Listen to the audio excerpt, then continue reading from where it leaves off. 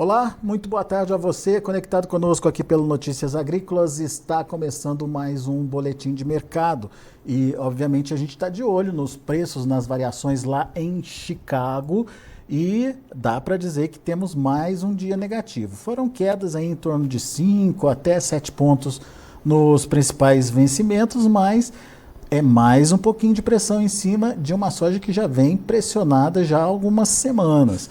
Afinal de contas, essa tendência continua, já estamos perto de um fundo de poço, o que a gente pode esperar em termos de precificação da soja? E aqui no Brasil, tem algum diferencial aí para a gente prestar atenção? Perguntas que faremos agora para Cristiano Palavro, lá da Pátria Agronegócios. Está aqui o Cristiano com a gente já no vídeo.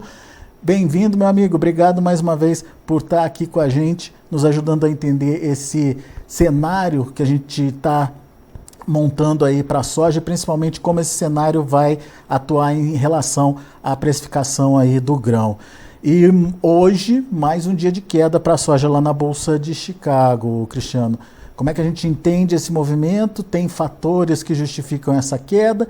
E, na opinião de vocês aí na Pátria, para onde essa soja vai, Cristiano? Muito boa tarde, Alexander. Obrigado novamente pelo convite aí para estar com vocês, sempre um prazer.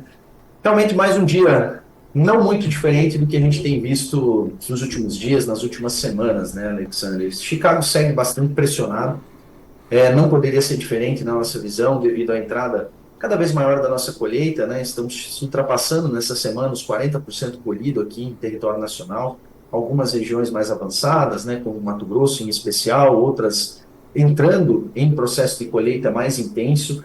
E um detalhe principal é que a maior parte da nossa colheita está por vir, né? Então vamos ter aí praticamente todas as regiões brasileiras já em colheita daqui a 15, 20 dias, o que vai aumentar a oferta do produto disponível.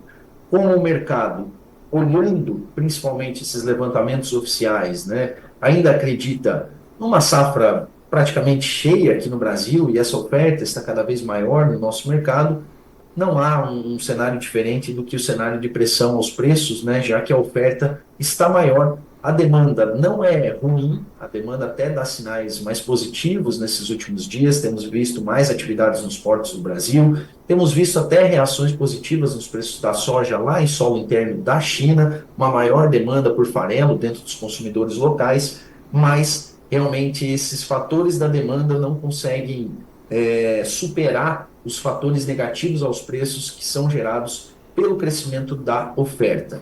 Além dessa oferta cada vez maior aqui no Brasil, o que chama a atenção é um decréscimo muito significativo nas exportações, novas vendas para exportação dos Estados Unidos nessas últimas semanas.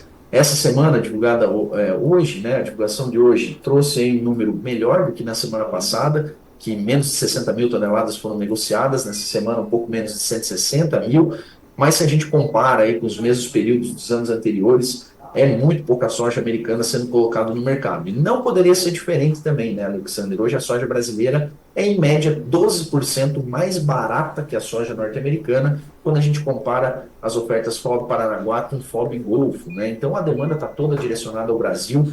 Os Estados Unidos, que tem uma previsão aí de exportações até agosto, chegando a 46,8 milhões de toneladas, agora que superou a casa das 39 milhões de toneladas.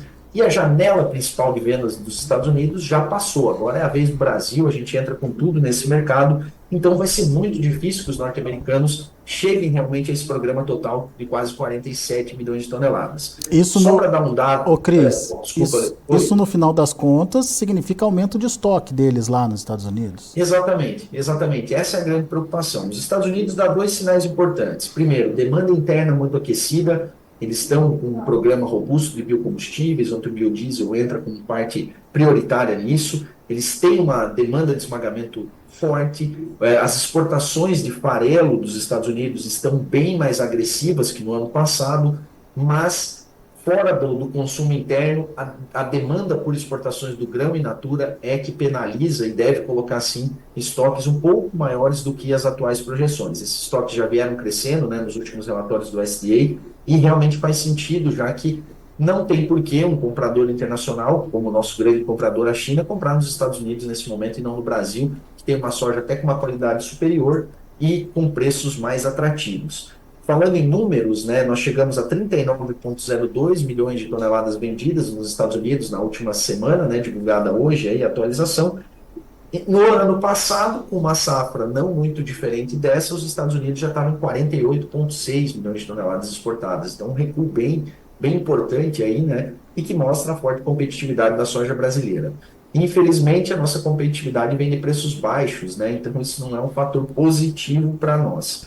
Comentei do farelo lá nos Estados Unidos, chama a atenção realmente. Nessa mesma época de 2023, os americanos tinham vendido 7,7 milhões de toneladas. Nesse ano já estão chegando a 9,5 milhões de toneladas de farelo, né? A falta do produto da Argentina, né, devido à queda do ano passado, o Brasil está exportando muito farelo, os Estados Unidos também.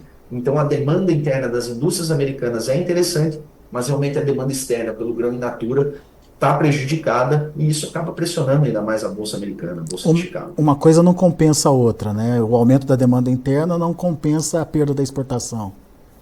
Olha, Alexandre, de fato, assim, ajuda, né? Eu não acredito que esses estoques vão ficar muito maiores daqui para frente, porque essa demanda interna deve sim ser ajustada para cima. Mas entre um estoque que chegou a beirar os 6 milhões de toneladas e hoje já é projetado acima de 8, então a gente já veio perdendo ali aqueles estoques que eram mínimos, né? E que deram sustentação a Chicago até dezembro, né? Depois esses estoques voltaram a crescer, pelo fato também do USDA não ter cortado a safra brasileira, como cortaram o Conab, todas as consultorias privadas praticamente já estão com números abaixo de 150, inclusive as consultorias norte-americanas, né, que atuam no Brasil. Então, de fato, cortes pelo USDA vão acontecer. Só que a velocidade desses cortes provavelmente não vai gerar impulsos ao mercado dentro dessa janela que o produtor precisa fazer caixa, que é agora, março, abril e maio, né? Então, realmente, isso é uma preocupação. O tamanho da safra brasileira está ficando um pouco de lado, porque o que chama a atenção é a entrada cada vez maior da oferta nacional, né? Depois, realmente, se esses números se confirmarem, né, de uma safra abaixo de 150, mais próximo de 145, a recuperação dos preços ela é mais fácil de acontecer. Mas, de fato, nesse curto prazo, é bem difícil que isso venha interferir de forma significativa nos preços. E tem também aquela questão, como você disse, a entrada da safra, mas essa primeira parte que entrou da safra é ainda aquela soja que teve problemas, com baixa produtividade, ou seja, um volume menor. Mas será que agora esse mesmo volume vai ser mantido, essa mesma produtividade vai ser mantida? Me parece que não, parece que tem região já colhendo bem, né, Cristiano? De fato, a gente tem importantes regiões do Brasil que estão com colheitas favoráveis e posso dizer até, inclusive, de áreas mais precoces, plantadas mais precocemente, estão tendo produtividades até interessantes. A planta de soja, ela é uma planta bastante resiliente, né? E ela mostrou isso realmente nessa safra. A gente viu que os níveis pluviométricos nas regiões foram muito abaixo aí dos últimos anos e os resultados estão aparecendo. Vários clientes da Pátria também relatam que áreas que eram para ser replantadas, o tempo passou, acabou que o produtor deixou andar um pouco mais antes de fazer esse replantio, muitas vezes tomou a decisão de não replantar e essas áreas até performaram razoavelmente bem, que mostram que a soja realmente ela tem esse poder de compensação. E de fato, Alexandre, quando a gente olha para as regiões que mais sofreram no começo, daqui para frente elas vão ter produtividades melhores. Porém, deixo a ressalva também que algumas áreas do Brasil que não foram foco de tantos problemas no começo da safra, acabaram tendo uma piora mais recente nas suas lavouras. Eu poderia citar partes do MS, Mato Grosso do Sul, que tem colhido produtividades não tão boas, já nessas áreas mais tardias. São Paulo vem enfrentando problemas também, principalmente na região oeste do estado, com altas temperaturas ali de final de janeiro, início de fevereiro. Também as lavouras sentiram, né, as produtividades não estão tão boas, mesmo nessas áreas que não são tão precoces, né, plantadas tão inicialmente. O Paraná, partes do norte, ele também chama atenção, os resultados têm decepcionado, né? Por outro lado, nós temos regiões que melhoraram e melhoraram muito. Poderia citar Minas Gerais como uma região que está tendo ótimas produtividades, uma grande parte do estado de Goiás também está colhendo muito bem. A Bahia teve uma recuperação muito boa nas suas lavouras. Se a gente olha o cenário que tínhamos ali no começo de janeiro para o que se tem projetado agora, melhorou bastante. Então, tem várias situações dentro do Brasil, mas de fato, de dezembro para cá, a melhora nas condições de clima foi crucial para que a gente não tenha um desastre produtivo. Nós temos quebras, mas realmente não é um desastre produtivo como se esperava ali no começo de dezembro, o que até atrapalhou a tomada de decisão de muitos produtores, né, que tinham preços um pouco mais interessantes ali ao final de novembro, início de dezembro, mas tinham muita incerteza produtiva, né? depois as lavouras melhoraram e os preços caíram rapidamente, e isso complicou um pouco a tomada de decisão. Muito bem. Cristiano, a gente falou aí da oferta, do lado da oferta, e eu queria entender um pouquinho da demanda agora, principalmente olhando para a China, né, que é o principal demandador aí do mercado internacional. A China, obviamente, como você bem lembrou, ela deixa de comprar dos Estados Unidos por conta da competitividade, mas ela está comprando do Brasil. E como é que são essas compras? Como é que estão acontecendo essas compras? Elas são compras expressivas? São compras representativas? A ponto de mexer com prêmios, por exemplo?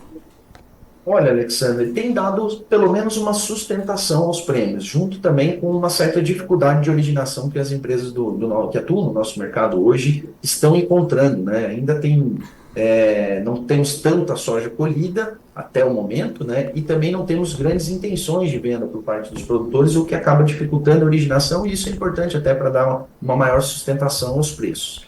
O que a gente observa para a China? Março é um mês já muito bem coberto, né? Já estamos em março praticamente, não poderia ser diferente. Mas de abril em diante, a cobertura de compra dos chineses é baixa até o momento. Para abril, por exemplo, que é o próximo mês aí, já muito próximo também, né? A gente tem uma cobertura aí que chega próximo dos 60%. Então, eles precisam comprar ainda 40% do volume que é necessário para o mês. E de maio em diante, essa cobertura ainda é menor, o que mostra que a China realmente está naquela estratégia da mão para a boca, né? Comprando ali o necessário para cobertura curta, até para não fazer grandes estoques. Isso mostra também que a China tem se posicionado, os compradores como um todo, têm se posicionado dentro de um cenário onde uma recuperação rápida dos preços não é provável na visão deles, né? Temos que ressaltar também que os chineses se anteciparam um pouco ao cenário que vinha sendo construído aqui no Brasil ao longo de outubro e novembro. A gente viu uma intensificação das compras entre outubro e novembro, principalmente, inclusive uma intensificação das compras nos Estados Unidos, e é isso que deixa a China um pouco mais abastecida, deixou a China um pouco mais abastecida nesse primeiro trimestre, e isso fez com que os nossos embarques dos primeiros meses fossem mais agressivos, né, dessas negociações feitas lá em 2023, e que deu uma cobertura mais tranquila aos chineses. Daqui para frente eles precisam comprar, e vão comprar onde? Vão comprar aqui. Isso é suficiente para mexer o nosso mercado? Isso é importante para dar sustentação para o nosso mercado. Mas realmente hoje é um mercado que olha mais a oferta do que a demanda. E olhando mais a oferta do que a demanda, é um mercado que tem mais probabilidade de se manter pressionado do que ter uma reversão já de curto prazo. Então vamos deixar claro aqui, né, Cristiano? Não é que a China está demandando menos.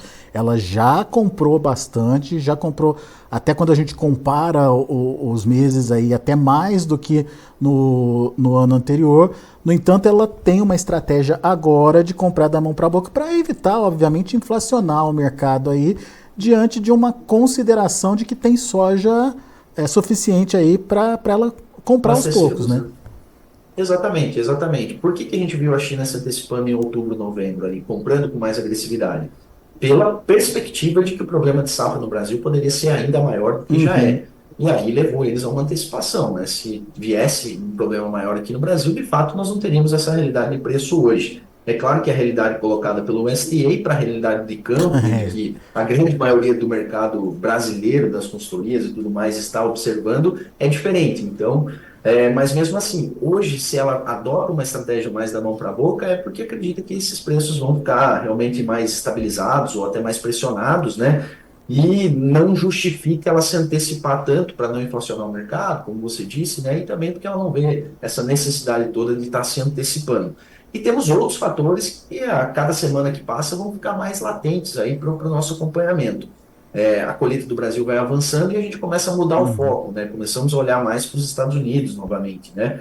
Hoje não adianta a gente ficar olhando tanto o clima norte-americano, que é um clima hostil até o momento, né? Nas regiões bastante secas lá no meio oeste americano, um inverno mais quente do que o normal, né? Mas de fato é muito cedo para tirar qualquer conclusão em relação ao clima aí nos Estados Unidos. O que a gente tem que prestar atenção é se realmente esses números que já começam a aparecer no mercado vão realmente se efetivar. Porque nesse cenário de preços, as margens dos produtores norte-americanos também está horrível, péssima, negativa. A margem do milho é pior, né, que a margem da soja, em função dos custos mais elevados para a implementação do milho, né? Mas não é um cenário que também na soja incentiva o produtor americano a um grande aumento de área. Então a gente tem que ficar muito atento, porque os números do Outlook Forum, né, que saíram agora em fevereiro, eles mudam muito depois na efetivação da safra. O número mais importante que vai vir no curto prazo aí, em relação à nova safra americana, ele vai sair ao final de março com os dados de intenção de plantio. O Outlook faz um levantamento mais estatístico, né, mais baseado na inteligência própria dele, dos analistas próprios do SDA. O relatório de intenção de plantio ele já é feito com pesquisas a campo, né? Pesquisas com os produtores sobre a real intenção deles de implementação das lavouras. E é ali que a gente vai ter um número um pouco mais realista, eu diria. É só a gente lembrar também, Alexander, que há alguns meses, em dezembro, o ProFarmer, né, que é uma consultoria lá dentro dos Estados Unidos, que faz aquele tour de safra famoso, né, o ProFarmer Crop Tour, ele também já fez um levantamento desse que mostrou números bem diferentes do USDA. Mostrou uma intenção realmente de maior plantio de soja, mas com uma área de cerca de 500 a 600 mil hectares superior, não acima de 1 milhão de hectares, como o USDA projetou ali no seu fórum, né, no Outlook. Então tem muita coisa ainda pela frente, né? Hoje, com Chicago nesses níveis, o produtor americano não está nada satisfeito também. É claro que a situação brasileira é um pouco mais delicada, né? Eu diria até bem mais delicada, pelo momento que a gente vivia e o momento que a gente vive agora. Até a gente estava conversando aqui fora do ar, né, Alexandre, da alavancagem que a gente teve de investimentos aqui no nosso setor e produtos, equipamentos, áreas que foram adquiridas num cenário aí de 2021, 2022, começo de 2023, essa despesa hoje no produto soja está ficando 40%, 45% maior do que era quando foram contratadas. E é isso, além dos custos que não são baixos, é isso que preocupa muito, né? A quitação, a continuidade desses investimentos é que está muito em risco, e isso é um efeito de cadeia, né? Então, pipocando notícias aí de fábricas mais paralisadas, setores, né, ligados ao agronegócio já com um menor incentivo. Nas próprias cidades, a gente vê que os investimentos, até nas áreas imobiliárias e outras áreas em que o setor rural é muito importante, estão muito aquém do que estavam nos últimos anos. Então, é um efeito que inicialmente vai bater muito duro no produtor rural, vai afetar a cadeia do agro como um todo, e ao final vai afetar todos nós aqui no Brasil, que realmente a cadeia industrial também ligada ao agro vai passar por um momento de dificuldade. Estamos todos no mesmo barco. Infelizmente, obviamente uma coisa acaba puxando a outra aí, você tem razão, a gente precisa ficar atento a essa situação. Agora, voltando um pouquinho para a questão da formação de preços no Brasil, você falou que uma dificuldade de comprar soja e está fazendo com que os prêmios eles sejam ajustados aí. Tem a ver com a entrada, obviamente, de menor volume de soja nesse momento, mas tem a ver com uma retração do produtor aí, né, Cristiano, em relação a novas vendas por conta, obviamente, desses preços baixos. Como é que você vê essa estratégia, hein, Cristiano? É uma boa estratégia? Vai fazer efeito? Pode mudar o cenário de preços? Enfim, o que a gente pode considerar aí? Olha, Alexandre, o que eu posso dizer é que nesse momento o tempo não tem sido generoso com o produtor rural, né? Realmente os dias estão passando e os preços não estão melhorando, e pelo contrário, né? Realmente o produtor tem que colocar agora, assim, a intenção e a avaliação de qual é o custo de carregar um grão para vender mais à frente. Principalmente se a gente tiver que aliar, além dos custos de armazenagem, logística, quebra técnica, os custos, se eu precisar captar recurso no mercado, né, através de crédito de comercialização ou até mesmo crédito de custeio antecipado, para realmente carregar esse grão. Porque se a gente falar em vamos carregar esse grão até setembro, até agosto, até o início do segundo semestre, a gente está falando aí de uma despesa que pode chegar a 10, 11, 12 reais por saca. E hoje o mercado tem uma sinalização muito pequena de recuperação no curto prazo. Então, outras estratégias, como a venda aliada a derivativos, também deve ser avaliada pelo produtor, porque o custo de carrego dessa soja não é baixo e os sinais, por enquanto, não são favoráveis, né? Não são favoráveis como um todo. Então, eu diria que é uma estratégia a ser considerada, realmente, a venda, apesar de ser muito difícil tomar essa decisão de vender nesses atuais preços, mas realmente, até olhando o histórico do ano passado, não é um ano diferente, né? Não estamos falando de uma queda como foi no ano passado, onde tinham preços ali dentro de uma média histórica muito altos e depois voltaram muito rápido. Esse ano já não eram preços tão interessantes e agora são ainda piores, mas realmente o produtor precisa colocar na ponta do lápis esses custos, né? Porque uma soja vendida, ela pode ser, o recurso pode ser utilizado ali para antecipações, compra de insumos ou aplicação financeira. É um recurso que vai ganhando ao longo do tempo e não fica parado ou desvalorizando, né, como é a expectativa de curto prazo. Como o custo de carrego também não é alto, pensar em derivativos aí nesse momento, né, compras de opções, compras de outros derivativos, também faz sentido realmente para você ainda ter uma possibilidade de participação no mercado sem necessariamente precisar carregar esse grão, carregando o custo, né, de levar esse grão até o meio do ano. Como é que é aquela conta do financiamento mesmo? Se ele pega um financiamento para carregar essa soja, Cristiano, ele precisa de uma valorização dessa soja no segundo semestre de quanto mesmo? Olha, se a gente considerar armazenagem, quebra técnica e o juro, né, médio hoje dos créditos de comercialização, se a gente falar em um carrego até agosto, por exemplo, a gente está falando em praticamente 10 a 11 reais por saca. De, Então, realmente, de o mercado tem custo, que né? reagir de forma consistente para compensar esse carrego, né? E a gente não tem nesse momento a perspectiva de que isso aconteça, né?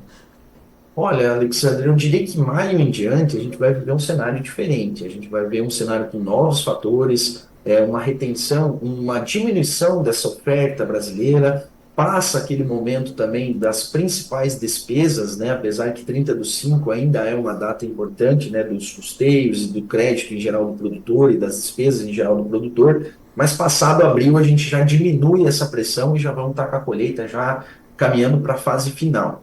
Em maio, a gente começa a ter os plantios nos Estados Unidos, final de abril, já ao longo de maio. Isso sempre mexe bastante com a bolsa norte-americana. Se a gente tiver qualquer movimentação de atrasos, a bolsa é muito reativa nesses momentos de safra americana. Então, a gente vai encontrar melhores possibilidades de uma reversão desse cenário. Até abril, eu vejo com muita dificuldade. O mercado tem uma tendência de piorar mais antes de uma recuperação mais significativa. Uhum. Mas é claro que o mercado é extremamente dinâmico. A gente está falando hoje com uma figura que a gente tem hoje de uma oferta que o mercado não fala, por exemplo, temos outras grandes entidades também jogando nesse sentido, como a própria Biov, né, que fala em 153, 154. É claro que ela tá também olhando o lado do comprador, mas, enfim, a gente tem um descrédito, vamos dizer assim, ao que se fala aí, da grande maioria do mercado, colocando a safra brasileira abaixo de 150, né? Então, isso também atrapalha essa recuperação. Daqui para frente, se o SDA nos surpreender, trouxer seus números aí mais próximos dos números da Conab, por exemplo, se a gente tiver a China realmente mais ativa no mercado, tendo aí alguma complicação na safra americana, tem a questão de política monetária, que a gente não pode tirar o olho do radar também, porque os fundos especulativos, que hoje estão extremamente vendidos, se a gente começa a ter sinalizações de mudança na política de juros dos Estados Unidos, esses fundos podem migrar os seus investimentos para commodities. Isso é extremamente relevante para o nosso mercado, que é um mercado financiarizado também, que não depende só de oferta e demanda. Então, existem fatores, sim, que podem mudar esse cenário. Mas eu vejo todos esses fatores como mais factíveis para maio em diante. Muito bem. Cristiano, tem participação aqui dos internautas. Aliás, pessoal que está participando aqui pelo chat do YouTube, obrigado pela participação. Não se esqueçam aí de fazer sua inscrição no canal oficial aí do Notícias Agrícolas no YouTube e deixar seu like, para a gente é muito importante. O Luiz Fernando diz, ninguém fala da quantidade de milhões de toneladas que o Brasil vai colher. E o Tiago pergunta quantos milhões de toneladas a pátria estima que o Brasil deve colher, Cristiano. Hoje o nosso... desculpa, pode seguir. Desculpa, só para complementar a pergunta dos dois, é assim, você chegou a falar que tamanho da safra brasileira já não é mais o mais importante. O que significa aí o real tamanho da safra brasileira hoje? Bom, perfeito, perfeito. Vamos lá. Primeiro, o número da pátria hoje, 143,8 milhões de toneladas. Nós estamos atualizando esse número, provavelmente vamos divulgar uma atualização quando chegarmos ali próximo de 60% colhido, para a gente ter resultados mais reais aí vindos de campo, né? Mas a gente mantém essa nossa estimativa ali, 143, 140, perto de 144 milhões de toneladas, e a gente vê que grande parte das consultorias privadas já estão muito próximas desse número, né? A maior parte delas, eu diria. Em termos da segunda pergunta, o que eu quis dizer nesse momento, né? Realmente o tamanho da safra brasileira, ele é importante. Ele é importante. Claro que uma safra de 156 é muito diferente de uma safra de 144. Isso traria a gente com um cenário diferente.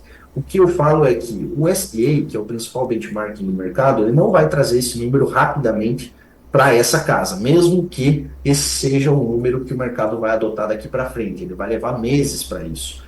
E outra, o mercado, nesse momento, como a colheita está entrando, a gente está tendo a cada dia mais oferta de soja dentro do nosso mercado interno. Então, nesse curto período de março, abril, esse tamanho da safra, ele acaba pesando menos no mercado do que a entrada efetiva da colheita. Então, se vai ser 145, 156, isso é importante, mas para o momento isso vem afetando um pouco o mercado. O mercado está olhando mais a entrada da colheita efetiva, mais soja no mercado, do que para o tamanho dessa safra nesse momento. Lá para mais à frente, aí sim esse número vai fazer mais peso, porque se a gente está falando aí de 11 milhões de toneladas a menos que o SDA, a gente está falando de um estoque mundial que não vai permanecer em 116 milhões de toneladas como o SDA fala hoje. Ele vai ter que cortar aí pelo menos 7 a 8 milhões, considerando que a demanda também fica um pouco menor. Então, esse número do tamanho da safra ele é importante para o médio prazo, para a gente ver o que vai restar de estoque no globo, como vai ser o nível de estoque aqui dentro do Brasil também, já que estamos tendo um crescimento importante da nossa demanda interna nesse ano. A partir de amanhã, né, nós já temos aí a mistura de 14% do biodiesel, mais um incremento de demanda aqui no nosso mercado interno. Então, de fato, o tamanho da safra é importante para o médio prazo. Hoje, o mercado olha mais o quanto de soja está entrando recém-colhida no mercado. E tem a Argentina também, né, recompondo a produção dela depois de um ano trágico por lá, né, o ano passado. De fato, Alexander, a Argentina, no número global, pesa bastante, né? Mas a gente sempre faz a ressalva de qual mercado que a Argentina acessa, né? Que não é o mesmo nosso mercado, né? Nós somos grandes exportadores de grãos, assim como é os Estados Unidos. Os Estados Unidos são nossos grandes concorrentes nesse mercado. A Argentina vai ter um excedente de exportação de grão esse ano, um pouco maior, mas não chega a fazer cócegas no volume que o Brasil tem, né? Vamos falar aí, se a Argentina tiver um bom ano de exportações, né, de grão, vai chegar aí a 7, 8 milhões de toneladas, enquanto o Brasil aí 80, 90, Estados Unidos 40, 48, 46. Então, o mercado da Argentina é muito mais concentrado nos derivados, né? Então, ele não vende tradicionalmente para os mesmos compradores do Brasil, né? A China não tem, claro, ela pode comprar mais na Argentina esse ano, cobre um pouco da sua necessidade com a produção da Argentina, mas, de fato, o mercado deles é diferente do nosso. E é só lembrar 2023 também, né? Quando a Argentina quebrou, a gente viu muito pouco efeito disso no nosso mercado interno aqui, né? E agora que a Argentina está bem, essa retórica da Argentina vem sendo mais usada, né? Parece que quando é para o bem, a Argentina não nos ajuda muito, quando é para o mal, ela vira o foco das atenções. Uhum. Mas deu oportunidade para o farelo brasileiro, né, Cristiano? Deu oportunidade para o farelo brasileiro, a gente teve exportações mais agressivas, como eu comentei, os Estados Unidos também, Sim. né? Mas, de fato, um mercado um pouco diferente e não se espera uma queda significativa de esmagamento no Brasil nesse ano, mesmo com a Argentina recompondo aí a sua capacidade processadora. Legal. E daí começam a surgir as teorias de conspiração, né? Cláudio Migoto está participando aqui com a gente, já estão falando em geada na Argentina. E o Flávio Lemos dizendo que tem até a gafanhota aparecendo por lá. Enfim, independente dessas condições, a gente tem uma situação diferenciada também, né? Sim, sim, a safra da Argentina, assim como algumas regiões do Brasil, ela ainda está totalmente dependente do seu desenvolvimento e do clima, né, Alexandre? A gente teve muitas áreas plantadas em dezembro na Argentina, algumas áreas plantadas em janeiro. Essas áreas precisam ainda, né, logicamente, de um clima favorável daqui para frente. Cerca de 40% da safra da Argentina, em especial dos cultivos do cedo, já estão em enchimento de grãos, né? Não temos áreas já em maturação já, né? E temos uma grande parte da área que ainda está em formação de vagem, estágios iniciais do reprodutivo. Então, o clima daqui para frente ele é super importante para a Argentina. Realmente, existem relatos de uma maior pressão de pragas lá em solo argentino, assim como aqui no Brasil, preocupa a situação aí de mosca branca em algumas regiões, doenças de final de ciclo, até pela disparidade de épocas de plantio que a gente teve, né? Tem áreas sendo colhidas ao lado de áreas que estão florescendo ou começando a encher grão, né? Isso para pressão de pragas e doenças é muito significativo, né? Mas o que a gente pode comentar mais a fundo sobre a Argentina? A Argentina passou por um período de perda de potencial produtivo ao final de janeiro, início de dezembro. As avaliações da Bolsa de Buenos Aires, né, que tratavam ali 8% da área apenas ruim ou regular, chegou ali a picos de 23%. Esse número, com as recentes chuvas, caiu para 18%.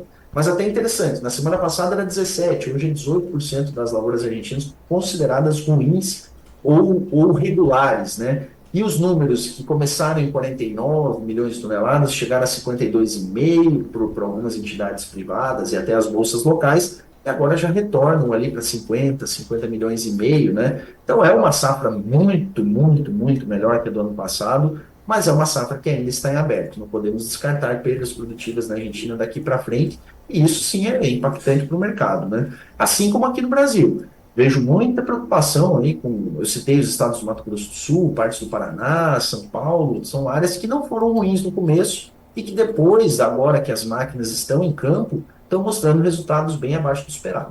Muito bem. Muito bom, o pessoal que está participando com a gente pelo chat do YouTube, ao pessoal que está participando com a gente, meu muito obrigado aí pela participação, é sempre importante essa interação aqui com a gente. Enfim, tem mais perguntas chegando, mas nosso tempo está infelizmente esgotado aqui. E quero agradecer a todos, lembrando que é importante que você faça aí a sua inscrição no canal, combinado? E deixe seu like, seu joinha ali pra gente. Ao meu amigo Cristiano Palavro, muito obrigado pela disponibilidade de estar aqui com a gente e faço convite também para que vocês acompanhem a Pátria Agronegócio nas redes sociais, né, Cristiano? Tem muita postagem legal lá, enfim, tem muita informação atualizada para você também poder acompanhar, certo? Certíssimo, Alexandre. Eu queria agradecer você, todo o pessoal do Notícias Agrícolas pelo convite, agradecer as perguntas ali, pessoal, os comentários. Pessoal, se quiserem endereçar as perguntas aqui direto para mim, entra na nossa rede social, lá, Pátria.agronegócios, ou entra na minha própria rede social, Cristiano.palavra, no Instagram. Pode mandar sua pergunta, a gente gosta, assim, dessa interação, né, tirar essas dúvidas, trazer maiores esclarecimentos. E precisando, você que é produtor rural, comprador de grão, que precisa aí de um apoio, né, na hora da comercialização, pode contar com a Pátria Agronegócios também. Entre em contato com a gente através do nosso site, patria.gr.br, ou nos nossos contatos. Vai ser um prazer sempre conversar com vocês. E Alexandre, meu amigo, muito bom falar contigo. Obrigado pelo convite, viu? Valeu, Cristiano. Volte sempre. Até mais. Tchau, tchau. Até. Tá aí. Cristiano Palavra, Pátria Agronegócios aqui com a gente, trazendo as informações do mercado, trazendo cenários possíveis, explicando o que está acontecendo com a precificação da soja e principalmente dando o recado aí sobre o que pode acontecer com os preços. A gente, obviamente, vai acompanhar o desdobramento da precificação da soja lá na Bolsa de Chicago. Você diariamente com a gente participando aqui do Notícias Agrícolas, fica sempre bem informado. Vamos ver nesse momento como estão encerrando as negociações lá na Bolsa de Chicago para soja, milho e também para o trigo. A soja, como eu disse, encerrando no vermelho, março 11 dólares e 28 centes por bushel, perdendo quase 6 pontos. O maio 11,40, queda de 4,5 pontos. O julho 11,51, queda de 4,5 pontos também. O agosto 11,48, perdendo 3 pontos mais 25. Esses são os números da soja. Vamos olhar o milho, que para março fechou a 4 dólares e 15 centes por bushel, teve uma ligeira alta de 2,5 pontos, o maio subindo 1 pontinho a 4,29, o julho 4 dólares e 41 centes por bushel, 1 de alta, e o setembro 4 dólares e 50 centes por bushel, 0,25 de elevação, tudo verdinho aí para o milho. Vamos ver o trigo. Trigo também encerrando de forma positiva para a maior parte dos contratos. Março, 6,5 pontos de alta, fechando a 5,77. O maio, 5 dólares e 76 centes por bushel, alta de 1,5 ponto. Julho, sobe um pouquinho menos, 0,75, fecha a 5 dólares e 79 centes por bushel. Setembro ficou ali no 0 a 0, 5,86, sem nenhuma valorização no dia de hoje. 5 dólares e 86 foi o fechamento setembro. Muito bem, são os números do mercado de grãos lá na Bolsa de Chicago. Agradeço muito a sua atenção, agradeço muito a sua audiência. Notícias agrícolas, informação agro relevante e conectada.